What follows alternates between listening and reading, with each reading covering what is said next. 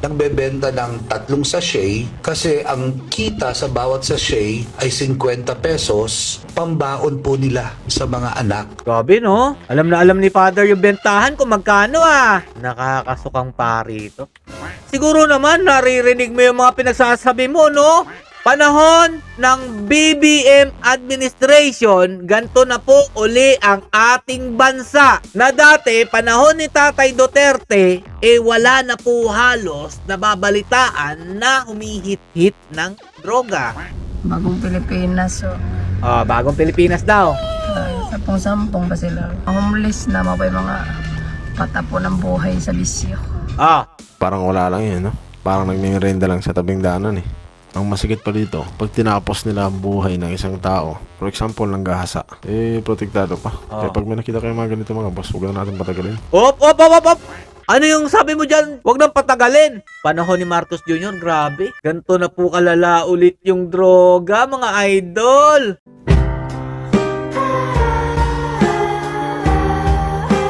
Yo, what's up mga Lodi? It's Miguel Peps TV. Welcome back po sa ating channel. Importanteng usapin po ito mga Lodi, no? Dahil nangingialam po ang ating mga kaparian, alagad daw po ng Diyos. Pero sa tingin ko, mukhang alagad po sila ng mga adik. Dahil imbis na po, hindi konsentihin ito mga adik na to, mga idol, sila pa po ang nagbibigay lakas para po gumawa ng kaadikan sa ating bansa. Nak na tinapay. Meron pa po isang bishop dito, si Joseph Lagumbay daw po. Sabi po dito, di umano. So, kawawa naman pala yung mga adik kasi mawawalan sila ng hanap buhay na makakatulong sa pamilya. Talaga lang?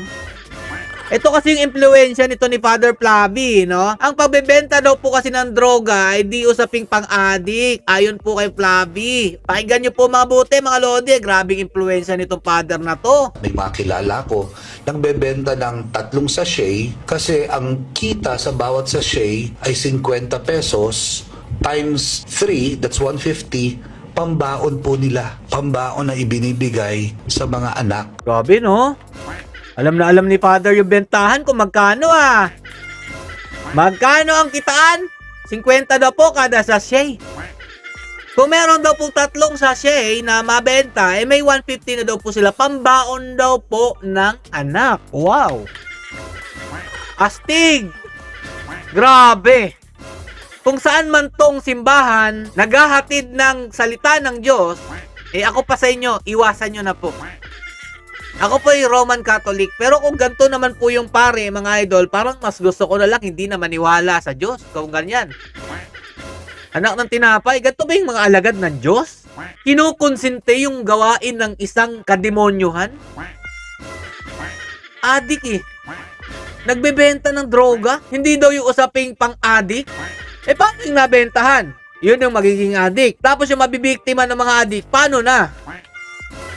Ang dami nating nababalitaan mga idol na minolestya, ginahasa, pinatay ng mga kawawang, inosenteng bata dahil po sa kagagawan ng adik. Pero, dinidepensahan po ng paring ito at ng itong bishop na to ang gawain ng isang adik. Anak ng tinapay mga idol.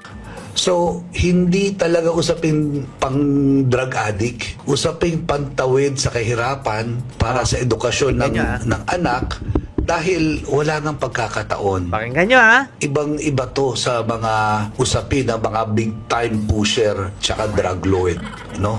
Meron akong makilala na nagbebenta ng mga tingi-tingi dahil meron silang porsyento doon at yung porsyento bukod sa pambaon, para sa nangangatal na sikmura. Nakakasukang pari ito. Nakakahiya ka sa simbahang Katoliko. So, sabi niya mga Lodi, para lang daw po may maitawid o pangtustos para makapagtapos ang pag-aaral ng kanilang anak. Kaya nagagawa po nila magbenta ng gantong klaseng kadikan. So, ito, sample father siguro naman naririnig mo yung mga pinagsasabi mo, no? Panahon ng BBM administration, ganito na po uli ang ating bansa. Na dati, panahon ni Tatay Duterte, wala na po halos nababalitaan na humihit-hit ng droga.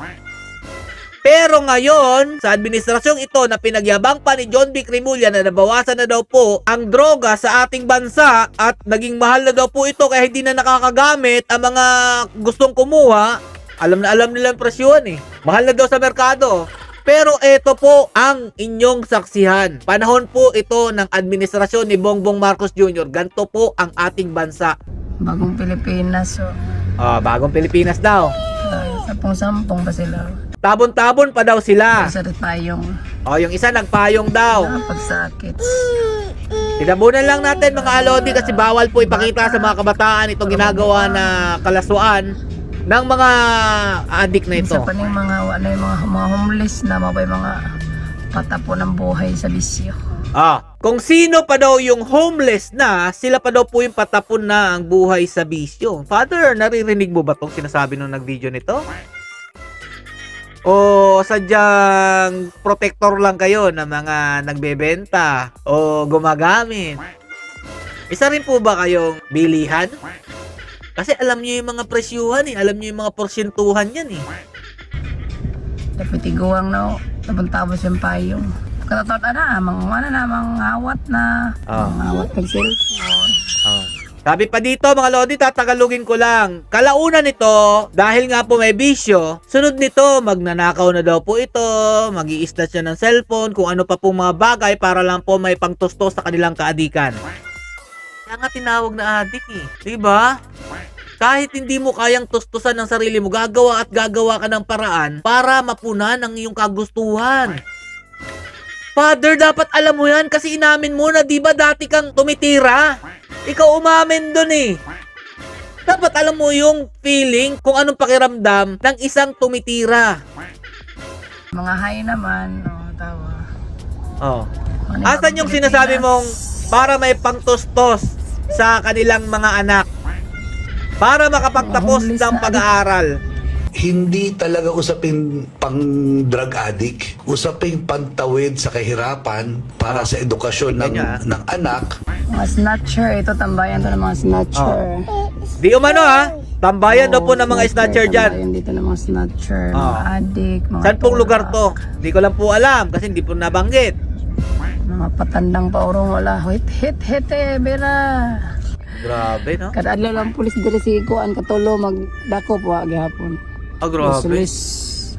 Useless daw po ginagawa. Dahil ilang beses na daw po nahuli dyan ng mga kumihititin. Wala pa rin, paulit-ulit lang daw po. Kasi nga, okay lang sa panahon ni Bongbong Marcos Jr. humit-hit. Akala ko ba Mr. John B. Cremulya, napababa nyo na po ang crime rates, ang mga addict, dahil nga po mataas po ang presyuhan ng droga dahil sa ginagawa nyong paghuli nitong mga drugs na pupasok sa ating bansa. Pero bakit yung mga wala namang matirhan, mga homeless na mga tao, nandyan po sa gilid, nagsesesyon?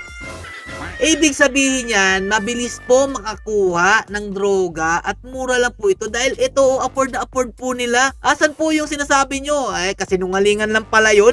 Kasi sabi nung kapulisan, pampadagdag lang naman daw po ng oras nila. Anak ng tinapay, lalo na yung gustong mag-overtime. Hindi daw po kasalanan nila na tumira ng ganyan. Kasalanan daw po ng kahirapan sa ating buhay.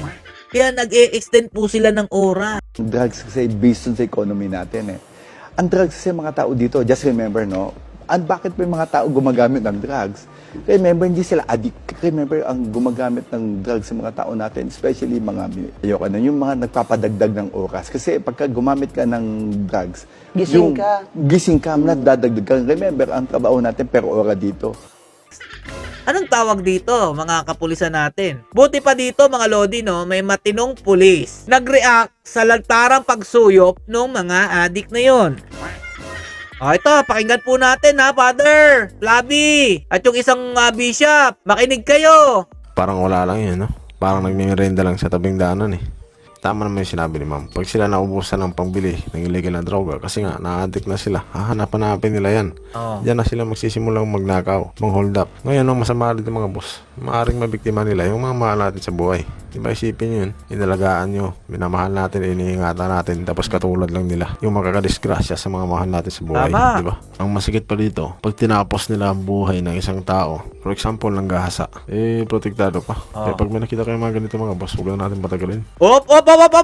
Ano yung sabi mo dyan? Huwag nang patagalin. Ingat-ingat ka sa mga sinasabi mong mga detalye. Baka ikaw ay mabalikan. Sa panahon pa naman ni Bongbong Marcos Jr., lahat ng mga pulis na maayos, ginagawa po nila makasalanan. Mahirap yan, sir. Klaruhin mo yan, ha? Ano ba yung sabi mo dyan? For example, nanggahasa, protektado pa. Kaya pag may nakita kayo mga ganito mga boss, huwag lang natin patagalin. Report na natin agad. Videoan nyo, report nyo para mahuli na agad. I-report pala. Akala ko naman, anong gagawin mo, sir? Huwag nang patagalin. Pero sana bumalik po ang Duterte para hindi po talaga sila magsitagalan na. Yun po yung gusto kong mangyari. Dapat yung mga gantong klaseng mga tao, hindi na talaga pinapatagal eh. Pero sabi niya, i-report lang daw eh. Pero sana bumalik ang Duterte para maging safe uli ang aming feeling dito sa Pilipinas. Panahon ni Marcos Jr., grabe. Ganto na po kalala ulit yung droga, mga idol. Nasa daanan lang, papayong-payong lang. O, tinabunan po natin, blinard po natin para hindi po makita ng ating mga kabataan at para hindi po sila mag-interest na gawin po yung ginagawa nitong mga taong ito na salot po ng ating bansa.